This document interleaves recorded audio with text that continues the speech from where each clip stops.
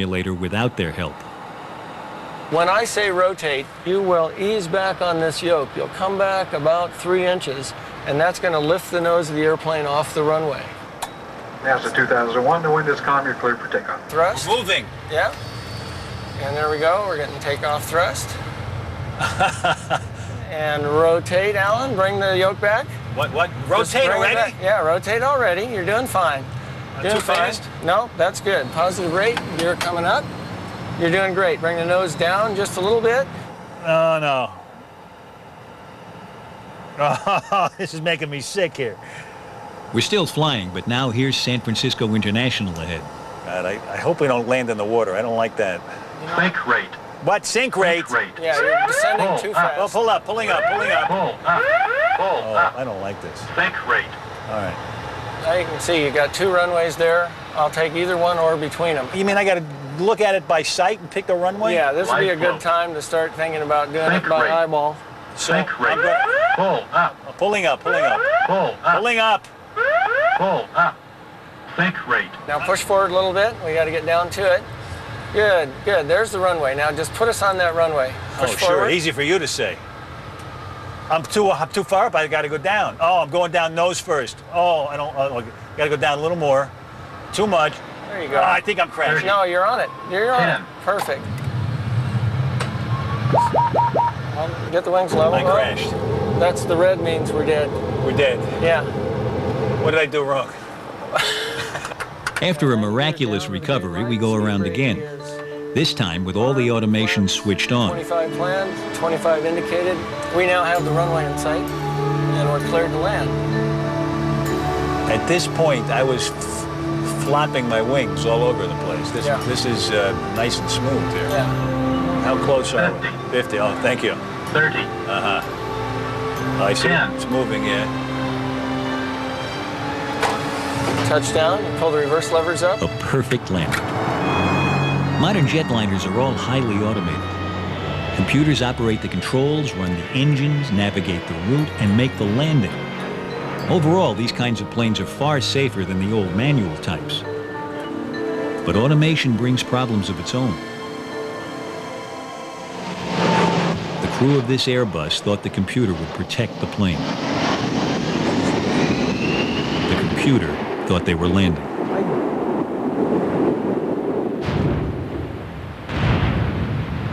When humans don't know exactly what the computer is thinking, it can lead to tragedy. Engineers like John Hansmet at MIT call it mode confusion, and it begins right here with the cockpit instrument displays. This one from a 747 works fine. The purple line maps the course that the computer will automatically fly through these star-shaped waypoints. That's called navigation mode. Or the pilot can select heading mode and have the plane simply fly in a set direction represented by this dashed line. Mode confusion is possible, but not serious in this case. Even if the pilot were to forget that he or she was in heading mode here, it's not a very severe case because once you flew by the turn point or waypoint, you would see in the map in front of you that in fact you weren't going the way you thought. So you could very quickly catch that error and correct it. In contrast, here are the controls for what's called vertical navigation, going up or down. The computer can seek a particular altitude, hold at a given height, or climb or descend at a set rate. But there's no simple visual display of what the plane's doing. It's all knobs and numbers. In the winter of 1988, it was knobs and numbers that got one of these planes into trouble. An Airbus A320 flew into a mountain on a night approach to Strasbourg, France, with major loss of life. Just before the crash, shifting winds had led controllers to switch the plane from the normal runway to a secondary, which has no electronic landing aids.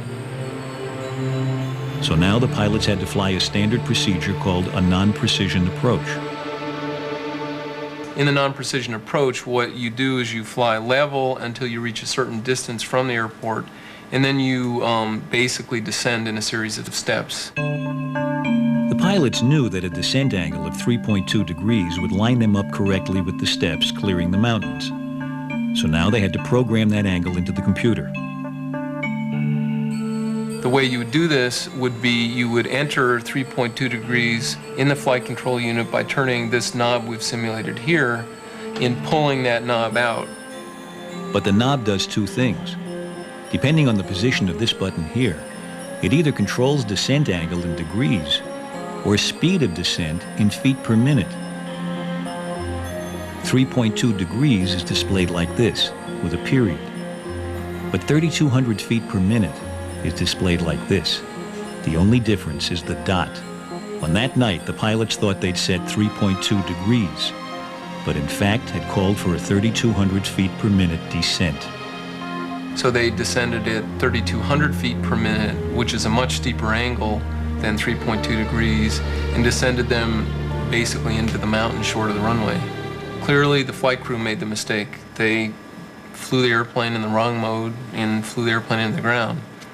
On the other hand, this is a case of what we would call poor human factors engineering, in that the same knob and same display was used for those two modes.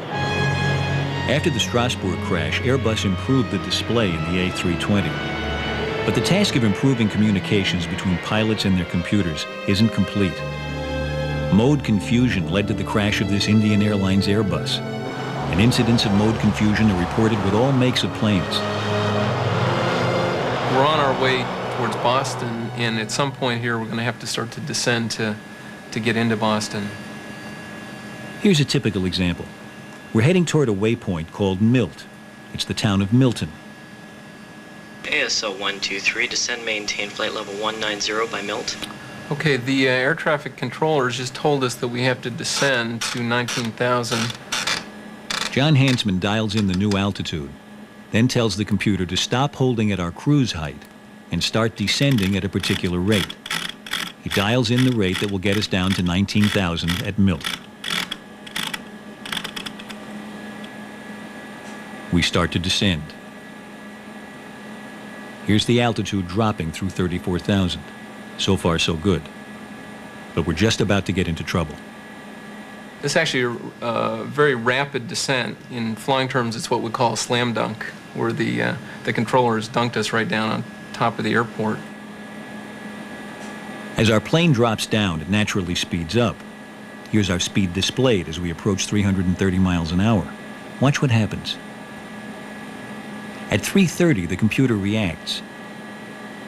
Let's see that again, just as the speed gets up to 330. Did you get it? One more time. Watch the box at the top right. As we hit 330 miles an hour, the computer automatically goes into high-speed protect mode. That levels the plane out to keep our speed within the safe range. But now we're going to come in above our assigned altitude, maybe where there's other traffic, and we might not have noticed. Most pilots will catch that type of situation very quickly and will in fact anticipate that the airplane would switch modes. The issue really comes in more complicated real-world situations where you're not just sitting looking at the screen, but in fact you're maybe trying to get weather information. You may be dealing with a passenger in the back having a problem. You may be worried about fuel or things like that. John Hansman is developing a new cockpit instrument to help pilots understand the vertical situation. In the descent to Milt, for instance, his new instrument alerts the pilot that the plane will automatically ease up in the descent and that it will be too high when we reach Milt. It's generally agreed that automated cockpits need this kind of vertical display. Compared to the old days, computers have made flying a lot safer, but they've also made being a pilot a different kind of job. It used to be that if you were very good and smooth on the stick, you were a safer pilot. Nowadays, safe pilots are pilots who really know how to manage the systems and manage the automation. Let's go back and follow Back at NASA Ames, Ed Hutchins is showing me his version of a new vertical So display. that's what this mode, selecting VNAV. And it was here during this night simulation that I suddenly understood what an amazing challenge flying is. I've been in the cockpit of a plane once or twice because the pilot invited me up, but it was always in the daylight. Right. And this is the first time I get a sensation of what it must be like for a pilot to fly through this inky darkness. Yeah. And I realize how totally dependent you are yeah. on all this information here. There's nothing no possible way, is there, to guide yourself visually? No.